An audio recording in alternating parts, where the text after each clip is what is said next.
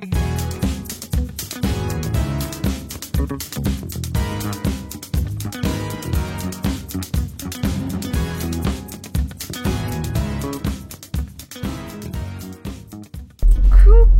tout le monde, on se retrouve aujourd'hui dans une nouvelle vidéo, un nouveau vlog très spécial. Je sais, j'ai déserté, ça fait très longtemps que je n'ai pas fait de vidéo. Je suis avec ma petite Juju.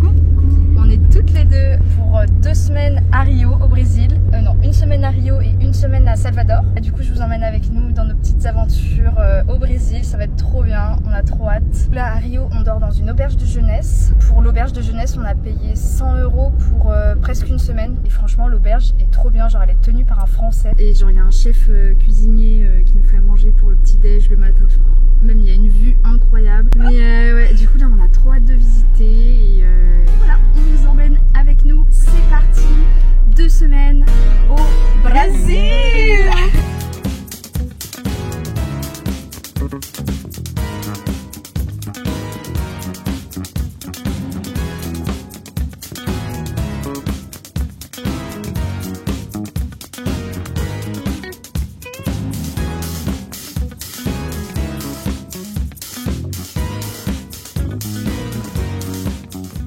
Aujourd'hui, visite de la ville, visite du quartier de Santa Teresa. J'ai un petit peu peur quand même de filmer parce que j'ai peur que quelqu'un passe et m'arrache mon téléphone. Du coup là on est aux escaliers, je sais plus le nom, mais c'est des escaliers hyper connus. Du coup là on fait toutes les boutiques de maillots parce que je veux absolument m'acheter un maillot brésilien. Et en vrai ça a l'air sympa, là il y a le soleil qui arrive, donc c'est cool.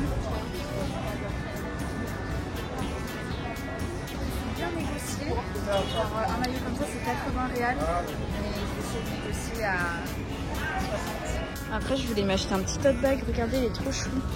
T'as acheté quoi Juju? J'ai fait petit bracelet pour ma maman.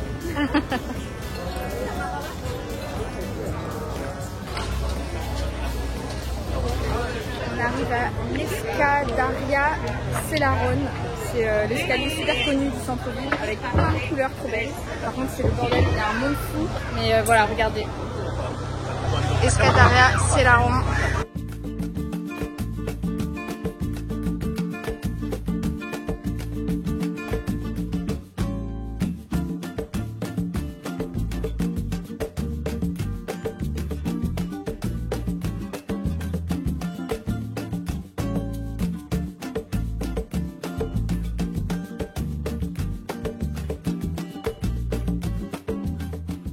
Bon, on s'est arrêté pour manger, à notre grande habitude, un petit coca. Et c'était un espèce de buffet à volonté.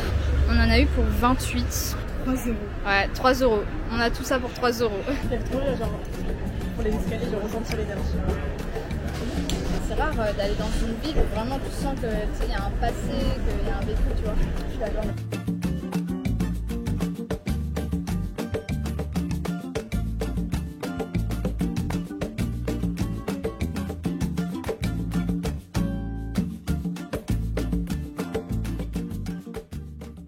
On s'est pris des petits acai bowls. Je crois que c'est granola, banane, chocolat. Et on est à Ipanema et on va regarder le coucher de soleil. C'est incroyable.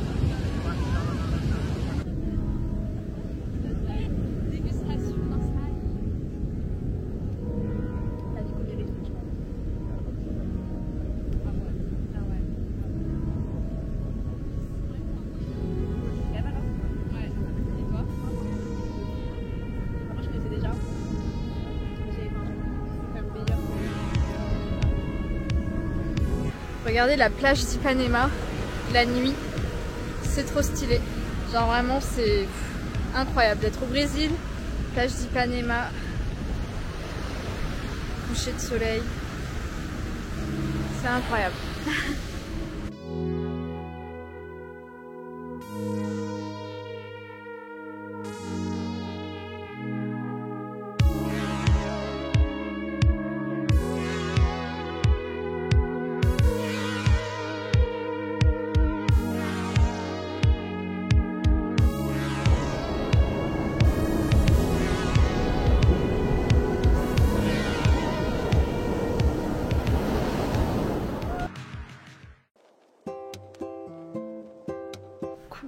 tout le monde, bon, premier réveil à Rio, à l'auberge de jeunesse. Je vais vous faire un petit un petit tour de l'auberge de jeunesse. Mais regardez là, ça c'est mon lit. En vrai ça va, j'ai bien dormi. Mais juste on a été réveillés ce matin assez tôt, à genre 7 h. En fait c'est des petits lits comme ça, avec des petits rideaux. Et en gros, là il y a plein de lits. Bon, je parle pas trop fort parce qu'il y a des gens qui dorment. Et là-bas on a un petit balcon. C'est trop mignon, ça c'est l'entrée. Là-bas il y a un petit bar. La vue. Regardez le petit déj de fou. Là il y a du café, il y a des gâteaux, des céréales. Là il y a plein de fruits. Il est incroyable le petit déj. Il y a Juju. Là il y a un petit espace pour travailler. Dégustation. C'est quoi ça déjà? Ah oui, papa. Toi t'as bon. Gâteau au chocolat.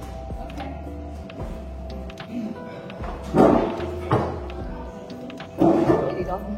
Tu veux goûter? Très bon. Bon, première expédition. On monte la montée du pain au sucre. Voilà, c'est très pentu. C'est limite de l'escalade en fait.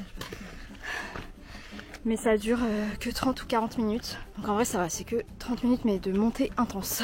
On a hâte de voir la vue.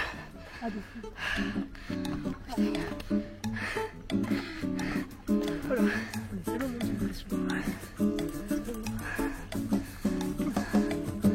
Hello, you speak English? We can... ok. Ok, obrigado. On n'avait pas de billets. Il y avait des barrières, mais en vrai ça va. Ils sont gentils, ouais, ils sont super gentils les petits brésiliens, ouais. Regardez, il y a un espèce de petit singe là. Bon, on voit pas très bien. Il est trop mignon.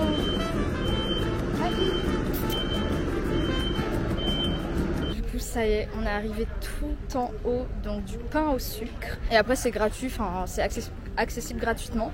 Mais après vous pouvez prendre un téléphérique, je pense qu'il est payant du coup pour aller sur une autre montagne encore plus haut, mais qui n'est pas accessible à pied. Mais nous on fait que le premier palier. Et franchement la vue est magnifique. En haut il y a l'Occitane au Brésil. Genre c'est une marque française et il y a juste ça, c'est trop bizarre. Genre on comprend pas pourquoi. Regardez la vue de fou. C'est impressionnant. Et on voit le Christ. Là-haut, là, il y a le Christ.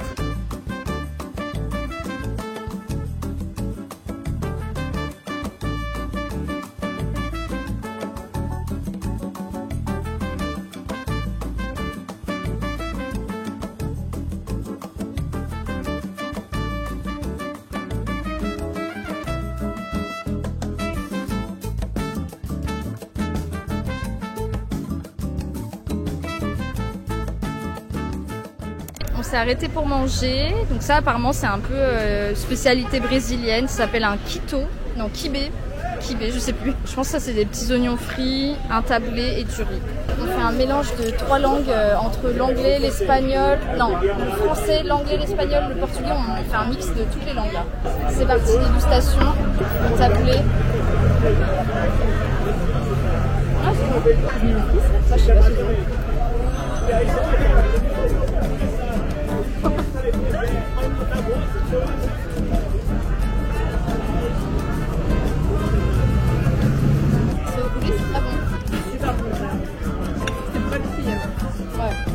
hier du coup on a fait Pedra do Sal et en gros c'est une grande fête où dans la rue t'as tout le monde qui danse de la samba et ballet funk. Ouais voilà, samba et ballet funk et tout le monde boit des caipis dans la rue et c'est hyper convivial, genre vraiment c'est genre trop bon délire. Du coup hier on était là-bas alors qu'on venait d'arriver en avion, on s'est pris genre une énorme caipi, enfin c'était hyper bonne ambiance, genre c'était trop bien.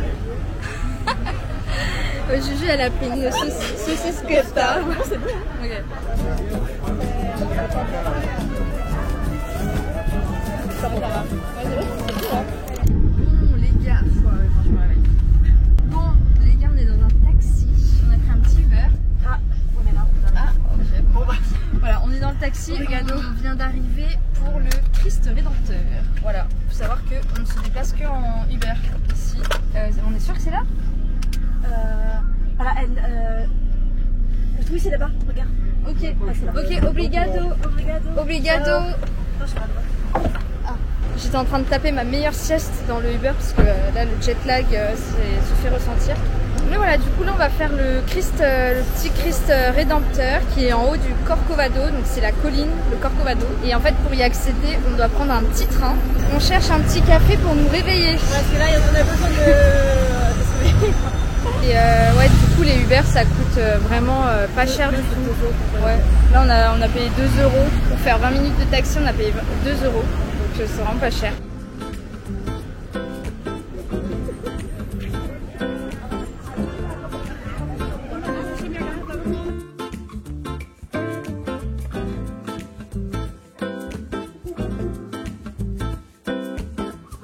Voilà, donc Rio Coffee House.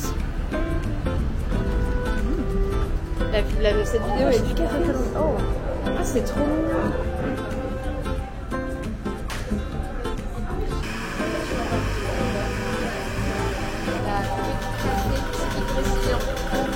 So Papa is my favorite one because it's naturally sweet and a full body. I will prepare your coffee and I will take 6 minutes. Ok, no problem, thank you so much. C'est la première personne qui parle anglais. Ouais, de fou là. Vraiment. Anglais, genre. Là, on a choisi parce qu'il n'y a personne qui parle anglais ici, c'est un carnage. J'aime trop genre plusieurs son café. Ouais, mais du coup, t'as pris lequel? Le papa, c'est son préféré apparemment. Ah, ok. Écoutez, comme ça, je vais voir si j'en achète. Le papa, ah oui. Voilà.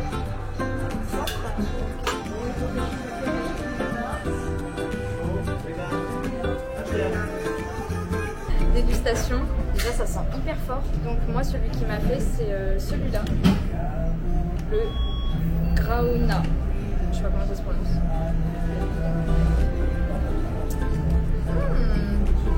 Très bon mais super fort. Hein.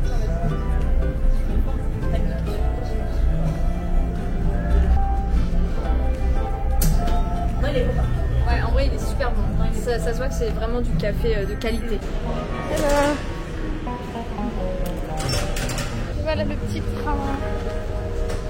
On est dans le petit train rouge qui va monter tout là-haut. Et pour info, au niveau des tarifs, on a payé le train plus l'entrée au Christ Rédempteur. C'était 128 réals brésiliens, ce qui fait à peu près 20 euros. Voilà.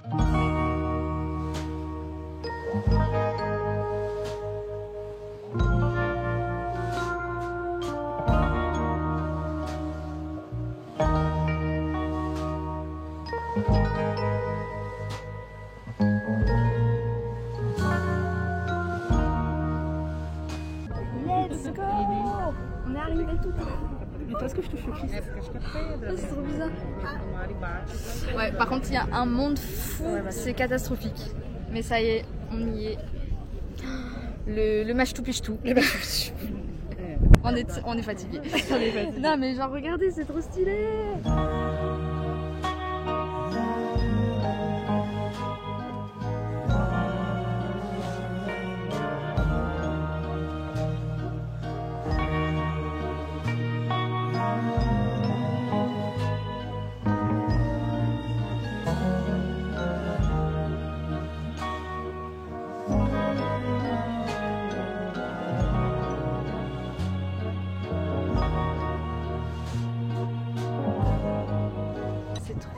En fait, c'est hyper vallonné, Rio. Genre, il y a des montagnes partout, genre des habitations qui sont construites dans les montagnes, enfin, tous les favelas. Même dans la ville, ça monte, ça descend en permanence.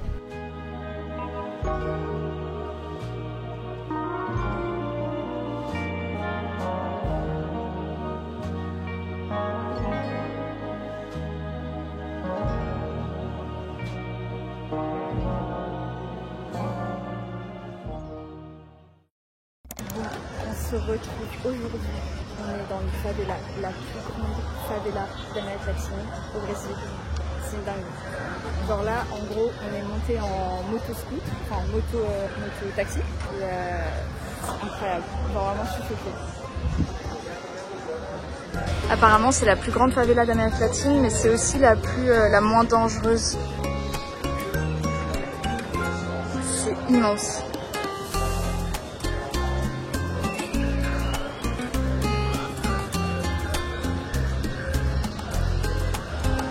c'est un truc de fou. Ça va changer la vie.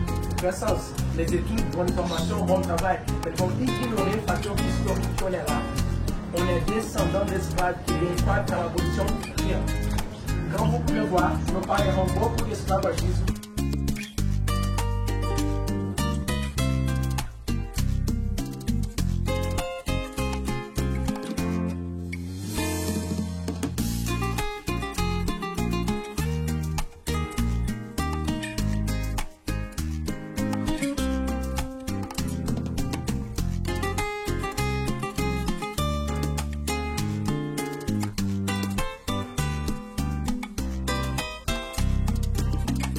Fais le Sinjul.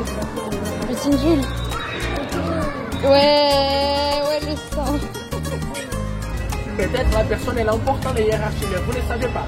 C'est juste un mec. Parfois même pas. Vem pra cá, vem aproveitar nossas promoções aqui da farmácia Princesa.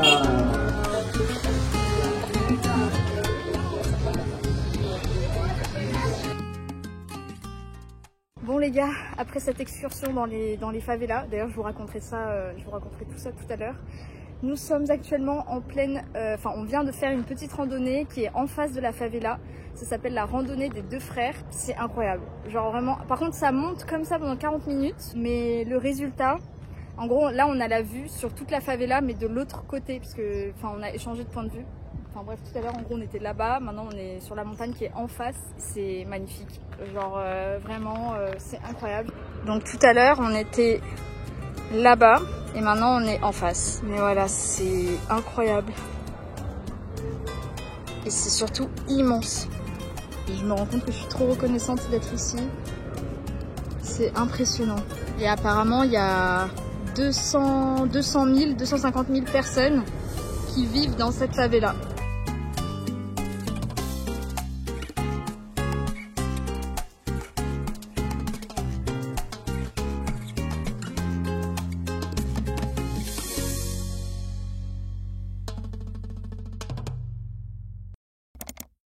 Je voulais revenir parce que je vous ai même pas fait le update après les favelas finalement, parce que je vous ai filmé mais je vous ai abandonné. Par rapport aux favelas, en gros c'était une excursion qu'on a payé 250 réal, donc ce qui fait à peu près 40 €. C'était une excursion organisée par Brésil Mon Amour, donc je vous mettrai leur Insta, et franchement le guide qu'on a eu était incroyable en fait. Donc ça a duré 3 heures, donc de 9 h à midi. Attendez, je vais fermer la fenêtre parce que sinon on n'entend rien. Donc notre guide il s'appelait Leandro je crois, et en fait c'est un mec qui a donc grandi dans les favelas. Il y vit depuis 5 générations, donc sa grand-mère, son arrière-grand-mère, enfin bref, vivent dans les favelas depuis toujours. Et c'était hyper intéressant parce que déjà il faut savoir que les favelas on peut pas les visiter si on connaît pas ou si on n'est pas avec un guide vraiment local, parce qu'en fait à l'intérieur c'est vraiment des labyrinthes, et puis même c'est hyper dangereux. Enfin, dès qu'il y a des habitants des favelas qui voient des touristes, des étrangers, ils sont un peu en mode ça peut être dangereux quoi. Donc lui, notre guide, il avait un laissez-passer, il est connu des favelas, enfin bref voilà. Il nous expliquait que justement, lui, il organisait ses excursions pour que nous, les touristes, les étrangers, enfin ceux qui ne connaissent pas les favelas, on retire tous nos a priori, tous nos préjugés par rapport aux favelas, qu'on démystifie vraiment la favela, que c'est pas uniquement les dealers, la criminalité, les bandits, que c'est avant tout les dealers, bon c'est eux qui gèrent la favela, et eux c'est aussi avant tout ceux qui gèrent vraiment la sécurité dans la favela.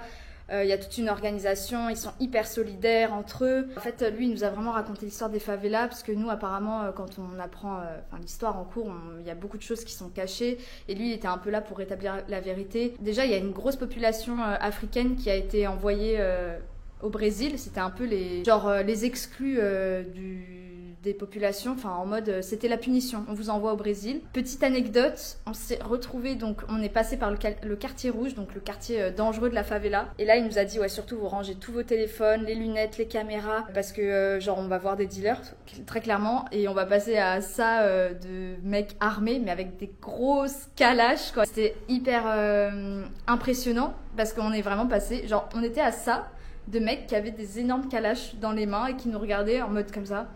C'était très très intense, mais c'était l'adrénaline de fou à ce moment-là que tu ressens, enfin c'est une dinguerie. Je crois que c'était une des meilleures excursions de ma vie, je la mets dans mon top 3 des excursions de ma vie, enfin c'est une dinguerie. Bref, voilà. Et après, on a fait une petite randonnée. De l'autre côté, t'as la vue sur tout Rio. Et c'est magnifique. Après, ça monte vraiment, c'est 1 heure escalade. Hein. Mais c'est magnifique. Voilà pour les petites infos par rapport à la favela. Si vous avez des questions par rapport aux excursions et tout, vous pouvez me les poser en commentaire. De toute façon, je vous répondrai. J'espère que j'ai rien oublié. Mais voilà.